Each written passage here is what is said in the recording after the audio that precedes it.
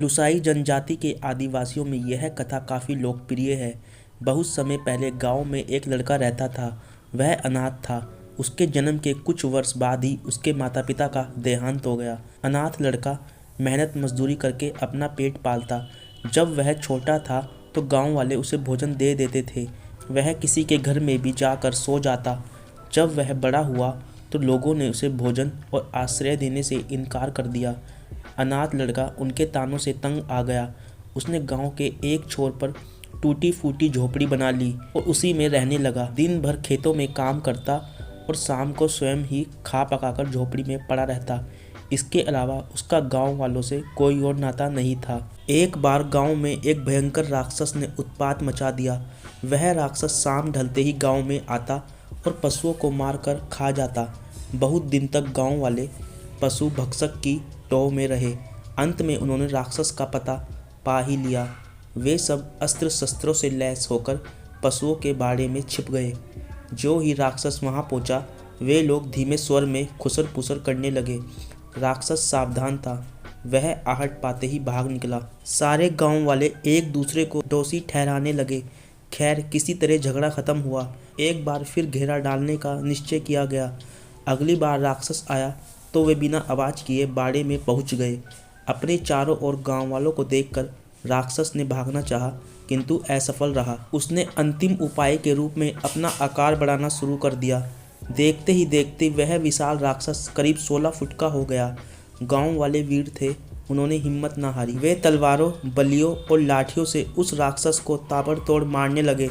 राक्षस दुम दबाकर भागा। सारे गांव वाले चिल्ला रहे थे, मारो मारो, आज इसे छोड़ना नहीं, जिससे हमारे पशु को ना खा सके।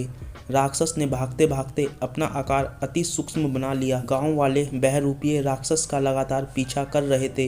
राक्षस ने जोर से फूंक मारी तो तेज आंधी चल पड़ी। मैदान की मिट्टी उड़ने से चारों ओर धूल ही धूल हो गई। मौके का फायदा उठाकर राक्षस लड़के की झोपड़ी में जा पहुंचा। उसने लड़के से विनती की, मुझे गांव वालों से बचा लो, वे मुझे मार डालेंगे। लड़का भी लाठी उठाकर उस राक्षस पर झपटा, किंतु राक्षस की दयनीय मुद्रा पर उसे तरस आ गया। उसने मन ही मन सोचा, यदि मैं राक्षस का साथ दूं तो इसके जरिए गांव वालों से अपने अपमान का बदला ले सकता हूं। लड़के ने झट से हामी भर दी। झोपड़ी तो सुरक्षित ना थी। राक्षस एक मक्खी के रूप में लड़के के मुंह में चला गया। गांव वाले वहां पहुंचे तो लड़के को देखकर पूछा, क्या तुमने किसी राक्षस को देखा? लड़के ने साफ इनकार कर दिया। सभी गांव वाले अपना छोटा सा मुंह लिए लौट आए। लड़के ने उनके जाते ही राक्षस को पुकारा, अजी बाहर आओ, मैं तुम्हारे काम आया, तुम भी मेरे काम आओ। पेट में से मक्खी बना राक्षस ने उत्तर दिया, हम तो यहीं मौज मनाएंगे, कभी बाहर नहीं आएंगे। लड़के के पांव तले जमीन खिसक गई। कहाँ तो वह राक्षस से मदद लेने की बात सोच रहा था, कहाँ वह राक्षस उसके ही पीछे पड़ गया। लड़के ने सोच विचार कर ओझा के पास जाने का विचार किया।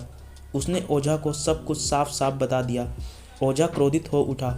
गांव वालों के साथ गद्दारी करने वाले लड़के से उसे कोई सहानुभूति ना थी। लड़का जोर जोर से रोकर माफ़ी मांगने लगा। उसने सारे गांव वालों से अपने किए की क्षमा मांगी। ओझा ने कुछ जहरीली जड़ी बूटियां मंगवाई और उन्हें घोटकर औषधि बनाई और लड़के को पीने को दे दी। औषधि पीते ही लड़के के पेट में मक्खी बना राक्षस का काम तमाम हो गया। एक ही उल्टी में उसका मृत शरीर लड़के के मुंह से बाहर आ गया। गांव वालों ने राक्षस मक्खी को मिट्टी में दबा दिया। उस शाम राक्षस के मरने की खुशी में गांव में समारोह का आयोजन किया गया। हाँ, उन थिरकते नर्तकों के बीच रंग बिरंगे वस्त्रों से सजा लड़का भी नृत्य कर रहा था।